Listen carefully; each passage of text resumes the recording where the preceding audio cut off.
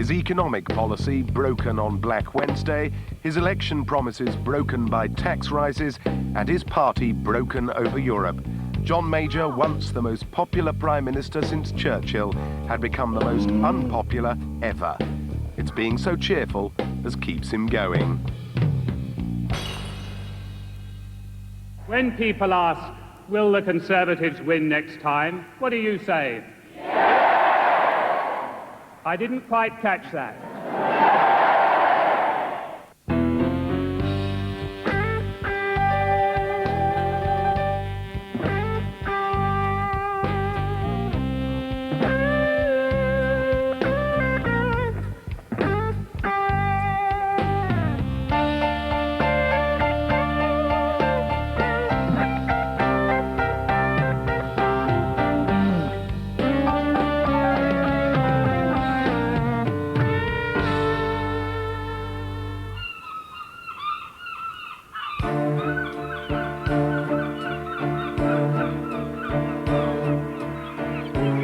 When the Conservatives met at Blackpool in the autumn of 1993, John Major was in desperate need of a rallying cry to reunite his party and restore his authority. The Prime Minister unveiled a big new idea, or rather, a big old idea.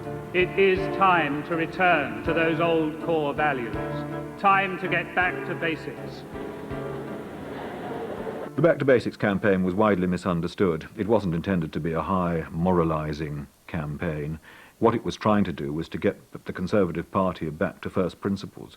I first heard about it on the platform of the party conference. And I assumed that the Cabinet had been informed and that everyone had been informed. If ministers looked baffled, this was because it was the first time that the Cabinet had been informed that the Tories were going back to the future. John Patton gave me a call to say, first, what a very good idea it was, and to tell me that he hadn't known the details of it, but would like to put into the system an idea, and I think he thought that I had been involved in it, and therefore the idea should come through me, and I had to explain to him that I, like him, had heard it for the first time on the platform. There hadn't been detailed policy work done in advance. I think it was a slogan to help a speech along rather than something that brought a lot of existing policy work with it. The press immediately turned it into a speech all about sex and sexual morality. The journalist to whom I complained said they got that spin from people inside the party when I said the speech had really nothing to do with who's going to bed with whom. They said, but your moral majority people were telling us that's what it's all about, really. This is a new morality in British politics. Who'd put sex into the media's head? Where had the suggestion come from that this was a moralising campaign? From briefings by the party itself. Downing Street and Central Office were very pleased with those headlines, and indeed what was interesting was that the subsequent opinion polls indicated that that party conference as a whole, which was not just the Prime Minister's speech, but was also the various speeches by Michael Howard and Peter Lilly and others, had resulted in a significant uptick in Conservative Party support. The right-wingers in the Cabinet, the Prime Minister's bastards, seized on the slogan to pursue their own agenda. That ideally children need two loving parents, and that even where parents split up, they remain responsible for supporting their children. The issue was hijacked by the media, by one or two in the party for their own ends. When the label began to become attached in the week after the party conference to other aspects of social policy that the Prime Minister had not wanted to address, had not addressed in his speech, the Prime Minister became very concerned. But had there been serious thought about it, somebody in Cabinet or somebody in the group would have said, before we go for this moral crusade, how many people here have been divorced? How many people here have girlfriends? How many people here have illegitimate children? One or two hands might have gone up. Well, or might not. Minister Tim Yeo was soon compelled to own up that he'd made a personal contribution to the expansion of single motherhood. The Tim Yeo story broke on Boxing Day of 1993, when understandably all the key players, including Mr. Yeo himself, were away and uncontactable. This is one of the difficulties that you have in dealing with a breaking scandal or with a sleaze story, in that the pressures of modern media management require you always to make the instant response. The minister clung to his job and the Prime Minister stood by his man. No, I'm absolutely confident I won't have to resign. I enjoy the continued support of the Prime Minister. If he doesn't back the minister 100%, the minister is dead. If he does back the minister 100%, but yet doesn't know the whole picture, the Prime Minister is then going to find himself in difficulties down the road when other pieces of evidence become apparent. Tim Yeo's local party overruled and humiliated the Prime Minister. 15 days later, they forced the minister to resign. Tim Yeo on his own would have been an irrelevance, but then it was one after the other. And I think that it was the numbers of people. I mean, I think that there came a time when you could barely open a Sunday tabloid without some Tory having their trousers down by their ankles. I cannot carry out my ministerial responsibilities at the same time as putting my marriage back together. Because last year I had an affair. He said, should I change? I said, no, I sleep this side, you sleep that. If they love him.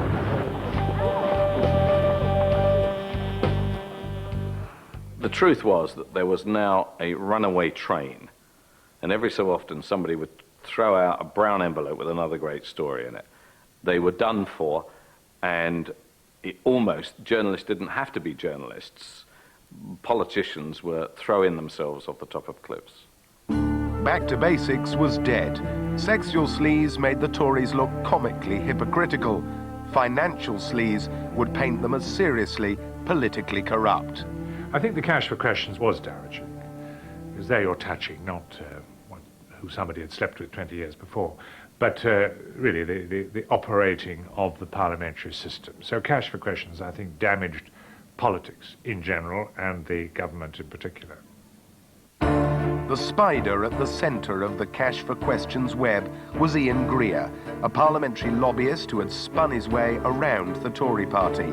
He bragged that MPs could be hired like taxis. I issued a statement this morning, and I've really nothing to add to it. I'm delighted to... Greer's best-known client was Mohammed Al-Fayed, owner of Harrods. True to the store's boast, anything could be bought at Harrods, even Tory MPs. Surely John Major, a former whip, should have known which of his MPs had been bought. The Ian Greer stable was well known. I hadn't realised it was quite so extensive. I knew it was about 20 people. One or two of the names that came out surprised even me, but they would boast about it. And, it's a question of whether you were invited to the parties at the party conference. And I can remember one of my colleagues leaning across a table in the tea room once and saying to me, if you were nicer to people, Edwina, you'd make a lot of money. One minister, Tim Smith, had taken at least £20,000 in brown envelopes. Exposed, he quit the government. But another minister, Neil Hamilton, was determined to cling on. To the disgust of the public and the distaste of his colleagues, Hamilton revelled in his contempt for the rules over MPs' interests. I shall, of course, be registering the biscuit in the Register of Members' Interests. But would John Major bite the biscuit? The political editors were told on, I think it was Easter Sunday, that it was the Prime Minister's intention to throw Neil Hamilton over the side. And then on Tuesday morning, they were all completely baffled to find that actually he was going to support Neil Hamilton. Now, none of us know exactly what took place between the Sunday and the Tuesday, but yet again, the Prime Minister's credibility was greatly damaged by having said he was going to do one thing, or his spokesman having said he was going to do one thing, and then him having ended up doing another. Taunted by opposition MPs waving £5 notes, John Major stood by his man. My honourable friend, the member for Tatton, has written to me explicitly refuting the allegations that he was paid any money either to ask questions or to undertake any activity whatsoever on behalf of Mr. Al-Fayed. I'm just about to go off to Sussex to fulfil my ministerial engagements for the day.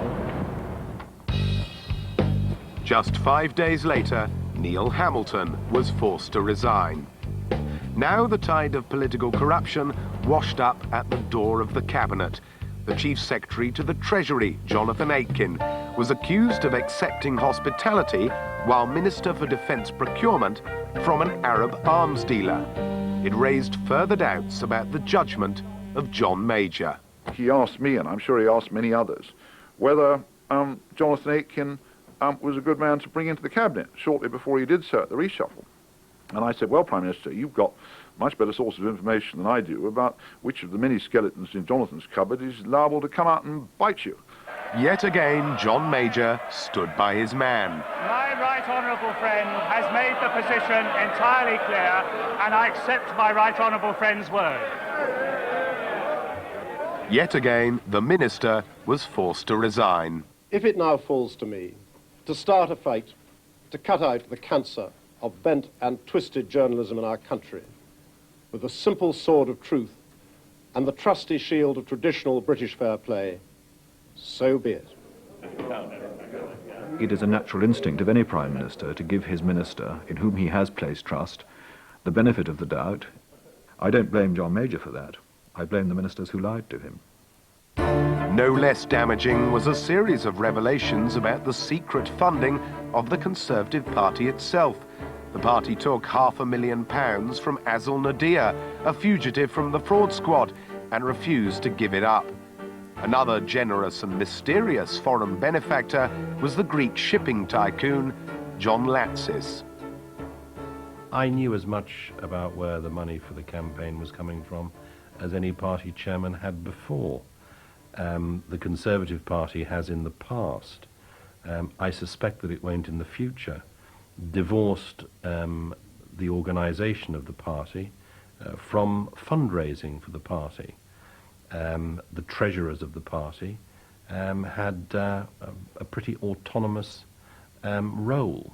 I was asked by Chris Patten and John Major to go to the House of Commons, where they said, would I go and visit John Latsis? I said I would. And I got them a donation from John Latsis. John Major now denies that, but one of us is dreaming. How large was that donation? Well, I think it was sort of £500,000, £1 million. It was of that sort of order. Staggering sums came in, particularly from overseas, from Hong Kong and Greek ship owners and the like.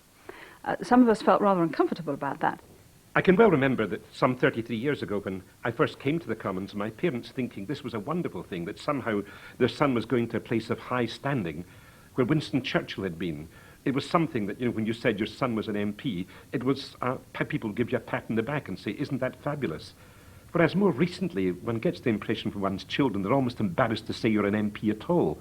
And I think the effect on the standing of Parliament was devastating. The Tories reeked of political corruption, and just when they were about to face a fresh and dynamic new opponent.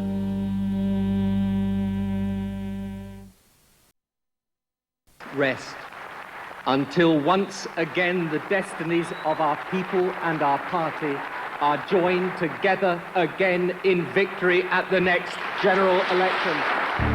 In the summer of 1994, Tony Blair was crowned leader of the Labour Party, as hungry for power as the Tories were bloated by it.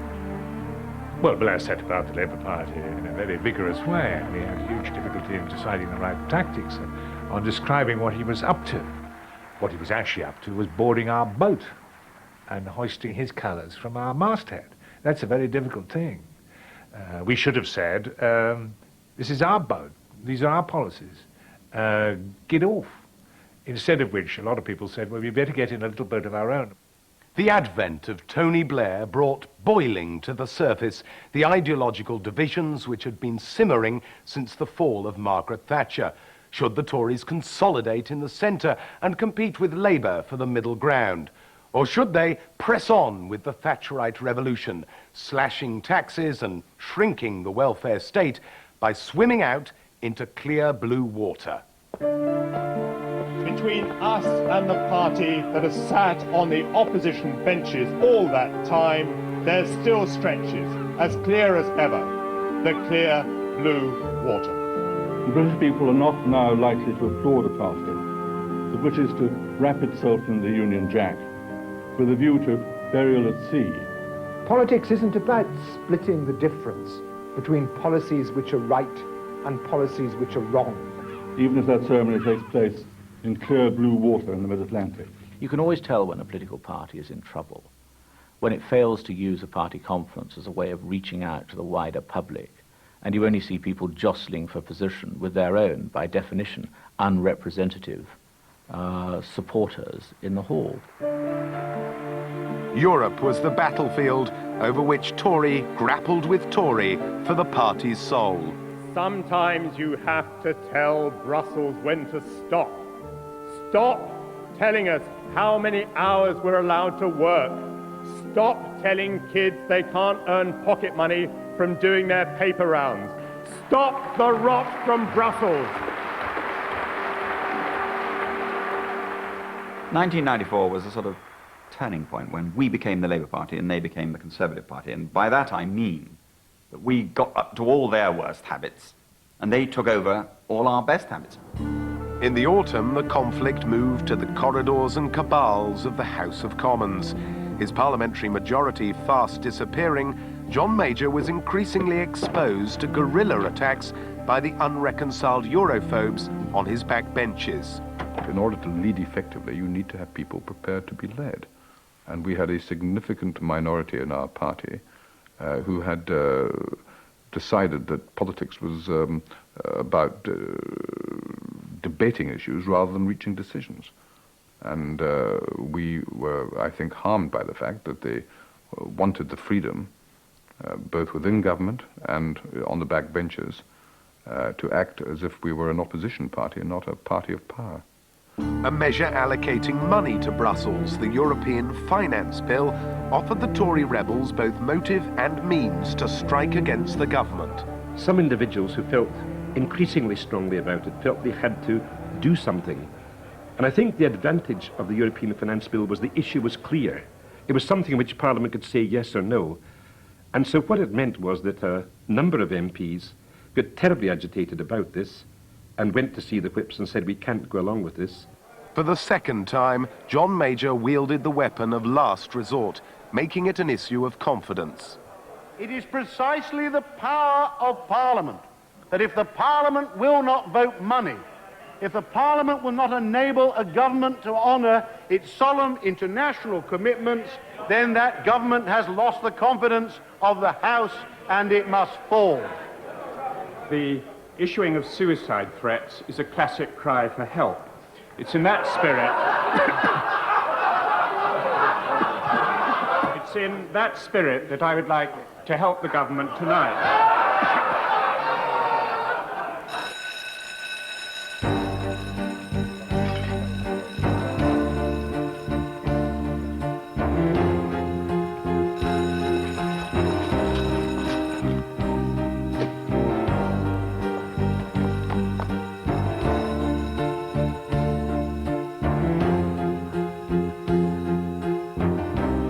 To the right, 303.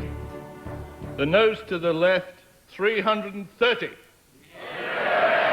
The government survived, but it had used the confidence weapon once too often. 7 Tory Euro rebels refused to support their government. The noes have it. Order. They were stripped of the Tory whip, stripping John Major of his majority. They became known as the whipless wonders, and this was the real wonder. Far from feeling punished by their exile, they thoroughly enjoyed being outlaws. What we found terrific was that whereas we had fought terribly hard in the old days to get an inch of radio or television to say people something terrible is happening and no one was interested, we found to our astonishment that the media somehow were suddenly interested. We had a chance to put across our message, and when you get a chance to do that, you grab it. That's probably we gave the impression of enjoying it. So we had them waltzing about, trying to find out about other European issues they could take up. It's when they all discovered about fish, and which they hadn't hitherto, I think, been great experts on, most of them.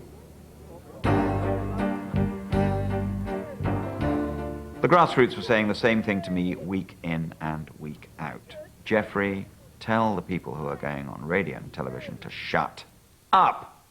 And I would say to them, I don't have that power. And frankly, neither does the Prime Minister. I think the withdrawal of the whip from a group of Conservative backbenchers was an act of crass stupidity. I said it at the time and I say it again, because it exacerbated the divisions in the party, and in no time at all the whip was given back. This is a chapter in Conservative Party history that is an abomination. I mean, I like to think that I'm fairly sort of politically astute, I would never, ever have imagined, my wildest dreams, that I would see Conservative members of Parliament behaving in that way, ever, or members of a Conservative government behaving that way. I never have imagined it. So it was without precedent. It was becoming increasingly clear that the problem in Britain wasn't the Conservative government, it was the Conservative Party. John Major's leadership was now openly and intensely questioned, not least because his most senior cabinet colleagues scarcely hid their belief that they could do the job better. Any enemy of John Major is an enemy of mine. Any enemy of John Major is an enemy of the Conservative Party.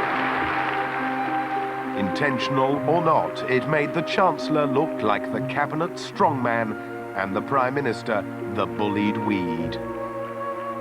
There was a period when Ken, couldn't duck a question about the leadership without insisting to people that he would be available if it ever happened, which, was pretty self-evident anyway.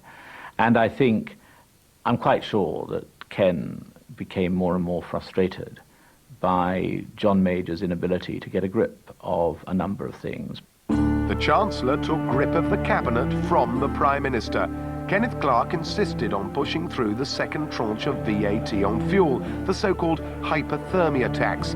It can now be revealed that the chief opponent of proceeding with the VAT increase was the Prime Minister himself. One night, with the Chief Whip, Richard Ryder, and with certain other members of the Cabinet, and Tristan Garrell-Jones, I remember, was there too, we all agreed that if the second tranche was not to be, then that would be absolutely fine. In fact, I think John Major would have announced in advance of that vote that there wasn't to be the second tranche of VAT on fuel. That was his instinct, even though there'd been full protection given to pensioners. And John Major was in a minority in the Cabinet on that. The ayes to the right, 319. The noes to the left, 311. The Whipless Wonders had their moment of glory and revenge, voting to defeat the government. Even so shortly after an election, you've got to start looking back and deciding what mistakes you've made, and so I'm not claiming any wisdom here as a mistake I was party to. But plenty was a mistake because we couldn't get it through the House of Commons in the end. Despite his miscalculation, Kenneth Clarke again mobilised a cabinet majority against the Prime Minister when John Major wanted to buy popularity. John Major tried to get the Cabinet to increase the amount that Gillian Shepherd would be able to have for education for the coming year.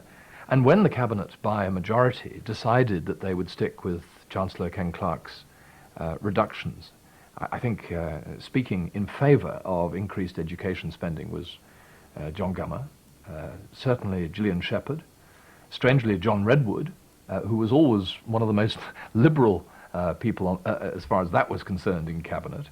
Then it must have been Stephen Dorrell, David Hunt, myself, and John Major speaking in favour of increased education spending. But the majority of the Cabinet wanted to stick with the public expenditure position, and therefore we lost out. I can remember John Major looking around the Cabinet and saying, I hope that you'll remember how you spoke today in Cabinet when we have the results of the next local government elections.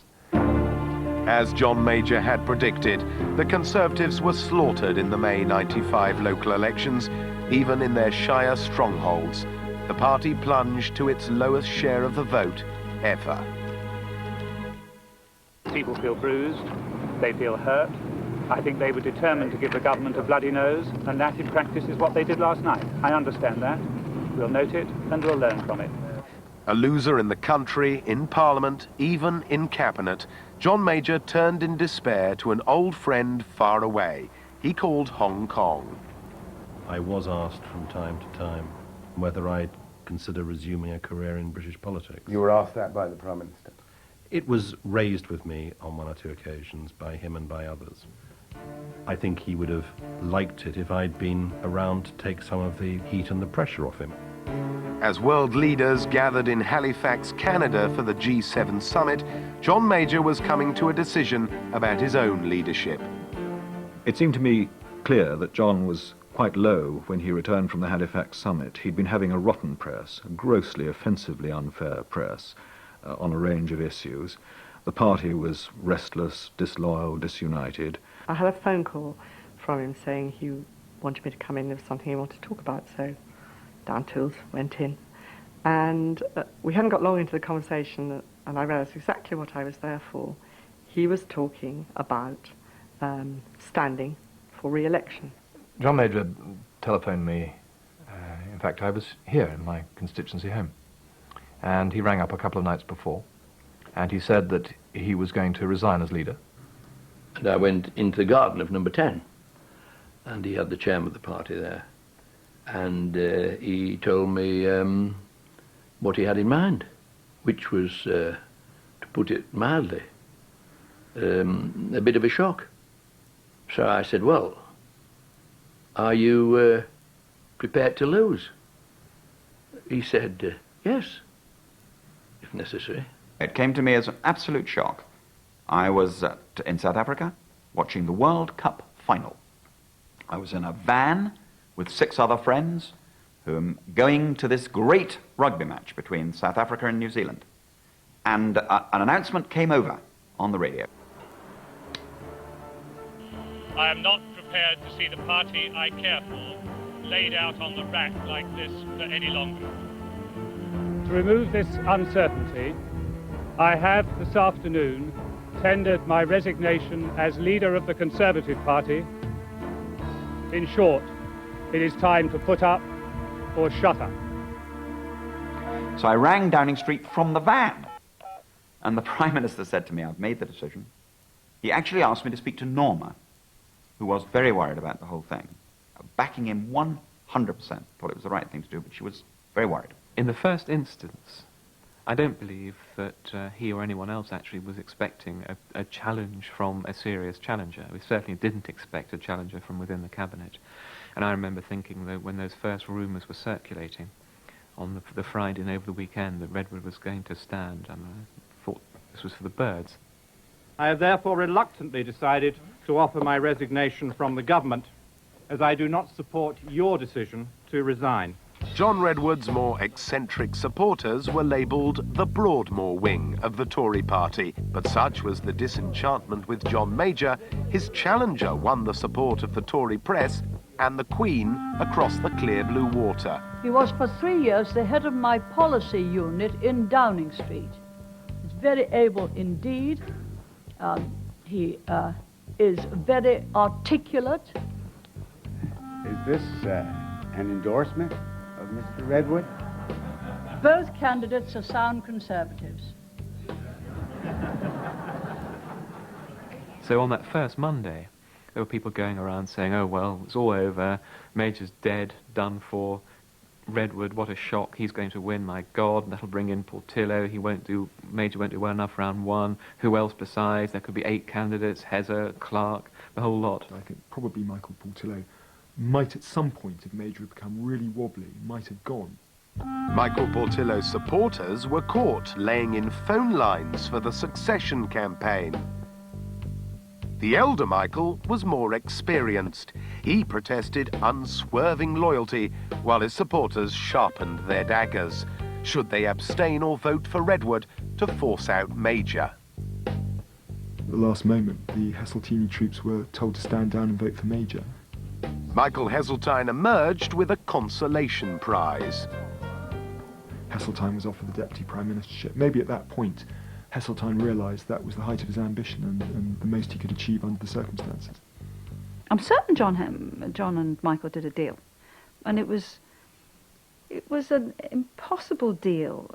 Hezza got a room in Whitehall as big as a tennis court. This is like the line in Man for All Seasons. For Wales, Richard, for Wales. John Major's campaign team were making frantic calculations. If he gets 102 votes or 110 votes, obviously he's on the bus home to Brixton. If he gets 200, it's a very tricky period, and we had numbers. On the day of the vote, it was still touch and go whether John Major's gamble would pay off. And we knew the key time was from the moment of the announcement to the next 20 minutes. The Major 218. For John Redwood 89. I declare John Major elected. And I knew exactly what I had to say.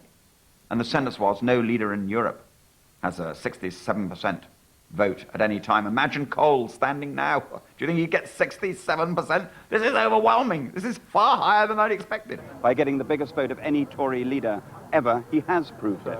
And the other three were doing exactly the same. And the four of us moved round in a circle. And we covered between us 21 programmes in 17 minutes. Mr. McGregor, what do you make of that? 218, not as good as he would have expected. Come on. It's an extremely good result, of course, for John Major. It's a record win under any Conservative leader. It's an absolutely marvellous result. It certainly is in line with our own predictions. This was an outstandingly good result, much better than anybody had predicted. The Prime Minister has scored more votes than anybody else who's ever won the leadership of our party. And he's won by a substantial majority, 2/3 of the available votes. And of course he's got a higher proportion than Tony Blair got in his election. It puts the whole matter to rest. And by then, I think the die had been cast. Because I remember seeing the editor of The Sun discussing with his people on television, this could still mean Major goes. But 20 minutes later, that wasn't even being discussed. The Tories held on to John Major for fear of something worse. Always ready to wound him, offer the chance to replace him, they were afraid to strike. I believe that has put to rest any question and any speculation about the leadership of the Conservative Party up to and beyond the next general election. They gave him back the leadership. That didn't mean they'd let him lead.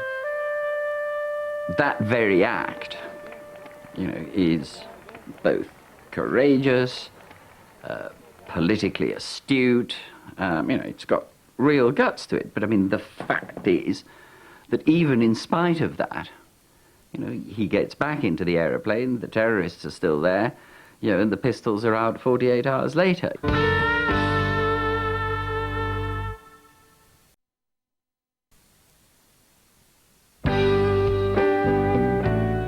They were waving, but the Tories knew they were drowning.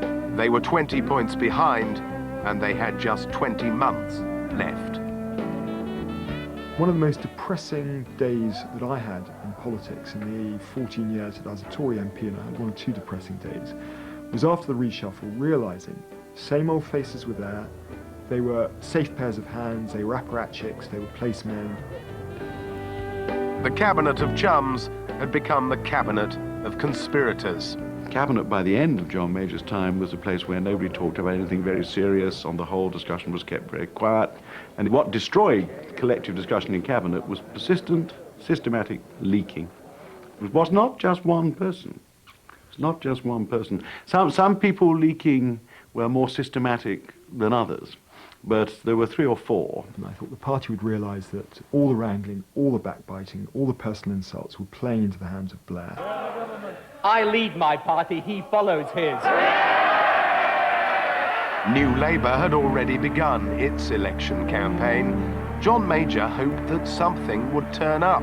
He decided to play it long, clinging on until the last possible moment. It didn't feel as if what we were doing was surviving. It felt as if we were taking a long time to die. John Major was pinning his hopes on the economy. It was growing at 2.5%, and with inflation at under 3%, it looked sustainable. Baffled Tories couldn't understand why the feel-good factor was not making the country feel better about the government.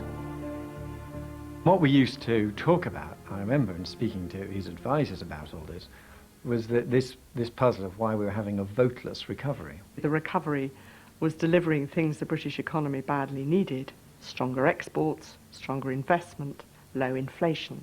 But those aren't nearly as much fun as a consumer boom. And consumer spending, the pounds in people's pockets, the jingling coins, didn't come through till very late in the recovery. It's why, of course, industry was strong and profits were strong and exports were strong. But that's not as nice for voters. And the pig's share of prosperity seemed to be going to the most undeserving snouts, the bosses of the privatised and increasingly unpopular utilities. Every one of the bosses has had their nose in this drop. Yes, I think I'm worth what I'm paid, yes, of course I am. Quite like a job as a junior doctor in the NHS, it might be relaxing. The increase in salary is not 75%, it's 28%. How many? 28%. 28, I see. Anyhow, it's £475,000. I've said everything I want to say. Thank you very much. And would you mind leaving us in peace? In the case of privatisation, some of these sums were ridiculous. I'm sorry, thank you very much. But, thank you very much. Are you worth 25 times your staff, sir? My wife was appalled by people in the energy sector in which she's a world expert, receiving 500, 600, 700,000 a year.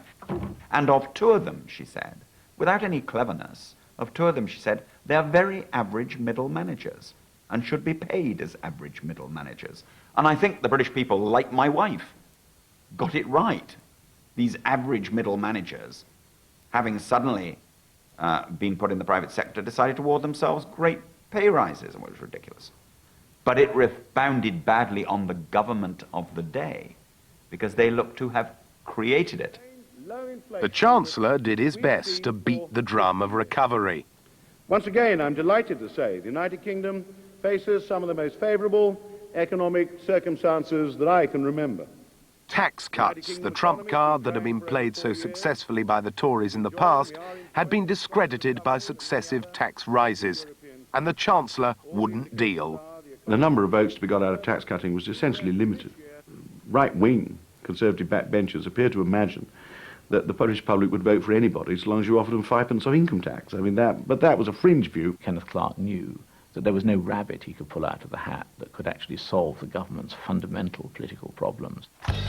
Spring 1996, only 12 months left, and the voters were making their minds up. The public sniffs the air, and an impression is created, and the stench of gangrene coming from underneath the bandages of the government was so apparent and nowhere better summed up than what appeared to be the complete inability to handle with any level of acceptable professional competence the problems of BSE. Mad cow disease brought together everything that had gone rotten in the government. The crisis that erupted that March made foaming flesh of their incompetence, their untrustworthiness, their divisions over and with Europe. I went to see Michael Heseltine early on the Monday morning, and I said to him, look, I think you need to know this. This is the biggest crisis that the Ministry of Agriculture has ever faced, and I suspect it's one of the big crises that this government's going to face. And I saw the Prime Minister that Monday night. So, yes, indeed, I was very well aware of how grave the crisis was going to be. It struck at the heart of the Tory belief in laissez-faire and the country's faith in it. Diseased sheep carcasses had been fed to cattle. Cows had been turned into cannibals. Had consumers been poisoned for profit? It was a very hard story to sell, and at the end of the day, if you are a spin doctor, you can only spin as well as the product that you have to spin. At the end of the day, you can't spin your way out of a deep hole. Douglas Hogg, with his funny old overcoat and his sort of unsuccessful bookie's hat, just summed up everything that people felt about the Conservative government not being up to it. It was certainly true that attempts were made to get him to remove his hat, but he, for some reason, didn't feel inclined to take it off. I have no recollection of anybody telling me to remove my hat. I shall tell them to mind their own business. It was most unfortunate. I mean, first Douglas had a cold, then he broke his leg. I mean, that's life. In the end, government had failed in one of its most profound and basic duties to protect the public from unseen dangers. And we had failed to do that. We also then failed clearly to take authority and explain what was happening. The issue then became very, very confused and tied up with Europe. The European Union struck at the most symbolic of British exports, banning the roast beef of Old England and Scottish, Welsh and Irish meat too. The basic attitude of people on the continent towards BSE was not as wrong-headed as we liked to suggest, but it was unpatriotic to say that. and the government was forced to get on its, by then somewhat knock-kneed, charger and gallop off with its rusty lance, tilting at the windmills of irrationality on this subject. In handling Europe, John Major swung between capitulation and defiance. Without progress towards lifting the ban, we cannot be expected to continue to cooperate normally on other community business. John Major, who had once expressed a desire to be at the heart of Europe, was now at war with it. He raged against his European partners, only then to progressively surrender to their demands. Undoubtedly, his own experience, to some extent, turned him against the processes of Europe. I think the processes rather than the actual ideas, but the whole the way in which European summits were run, the way in which the bargaining was done, the method of the whole thing, it began to exasperate him. John Major's mood swings were a projection of his party's schizophrenia about Europe. Obsession turned suicidal over the European single currency. The more Tories fought each other over it, the less likely they were to have the power to do anything about it. Stranded in the middle of the argument was John Major. He had a very real problem. I think that his own instincts were that a single currency was at the very least premature and probably entirely undesirable. And that was undoubtedly the majority view within Cabinet and within the parliamentary party. But there was also a very significant minority who took the view that to rule out British participation in a single currency would be unacceptable. And therefore, that was an issue that had to be taken into account. The Cabinet hammered out a compromise to get them through the election. They promised a referendum before taking Britain into a single currency. I went along with this suggestion that we should have a referendum if during the next Parliament occasions arose where, in the government's judgment, it was in our interest to join. A perfectly satisfactory policy. It should have put the whole thing to bed, and I was assured it would put everything to bed and that we'd have no trouble and everybody would be happy ever after. The wait-and-see truce rapidly disintegrated, and one of the authors of its destruction was the Foreign Secretary himself. And in the meantime, you are neutral. No, we are not neutral. We are actually, on balance, we are hostile to a single currency, but we accept that you have to think very carefully about these matters before you rule it out completely. That was actually an obvious statement of the truth. Everyone knew, and it was indeed the reality, that a majority within the party and within the government didn't like a single currency and hoped that we would not be part of it, at least in the short term. But it is equally true that my words went beyond the carefully crafted language that the Cabinet had agreed to use. Smoke was coming out of every orifice, is all I can say, when Ken heard what Rifkin had said. The Prime Minister knew perfectly well I would resign if he moved the policy on from where it had been settled by the whole Cabinet in April 1996. As the election got closer, the party fell further apart. 3 Tory MPs, 2 of them disillusioned pro-Europeans, had crossed the floor to join the opposition. In the constituencies, anti-European activists were defecting to the anti-Maastricht referendum party, bankrolled by Sir James Goldsmith. There is no doubt that John Major recognised how the reports coming back from constituencies about our stance on Europe, that whilst it may have been the most principled stance and exactly the right stance for the United Kingdom to keep our options open, it certainly wasn't understood by the general public. And it was a gift to the referendum party. And the Tories had been deserted by their traditional propagandists in the media. The sun had gone down on John Major, and its proprietor, Rupert Murdoch, received sensational advice on how to vote. Major arranged for Thatcher to have dinner with Rupert Murdoch just about a year ago to make sure that Murdoch's paper stuck with the Tories in the 1997 election.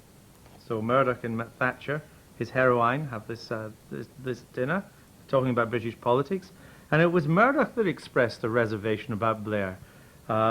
He said, well, I'm still not quite sure, to which Thatcher said, don't you worry about Tony, he's fine, he's a patriot. Margaret Thatcher was blessing Labour, her final curse on the party that had ousted her and the man who had succeeded her. Time had run out for John Major. He could no longer postpone the day of reckoning.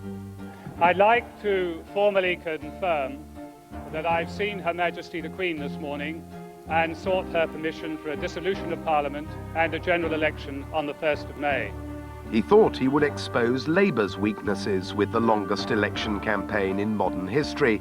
Instead, he exposed himself to the charge that he was trying to avoid the publication of the inquiry into political corruption. Honest John managed to make himself look bent. The first fortnight was totally wasted on sleaze and Tatton and everything connected with that. There was a media hysteria surrounding that, which was difficult to comprehend, but it swept away all the election campaigning. It affected the public, although the public weren't as interested as the press thought they were. It tainted the Conservative Party. It made us look a nasty, somewhat tainted lot. Neil Hamilton was challenged by Martin Bell. So low was the reputation of Tory politicians that in comparison, a journalist looked like a saint. I think I'm guilty in some shape or form of corruption. It's a lovely day. I'm going to enjoy the cavalry today. The long campaign simply provided a reprise of why the Tories were so loathed. By the time it emerged that 200 candidates had produced a party election manifesto that was different to the main one, it was much too late to do anything about it. One can only admire the Prime Minister for carrying on in those circumstances, finding that he was leading at least 2 different parties. We couldn't change the subject from Europe, and on Europe we had nothing sensible to say. And, you know, the poor bloody infantry, of which I was one, were pretty fed up with the quality of the generalship that led us into this debacle. Instead of taking the battle to the opposition, this general vainly pleaded with his own mutinous troops. Like me or loathe me, don't bind my hands. Saatchi wasn't working. The brothers were no more persuasive than their clients. If the voters found anything scary, it was another 5 years of this.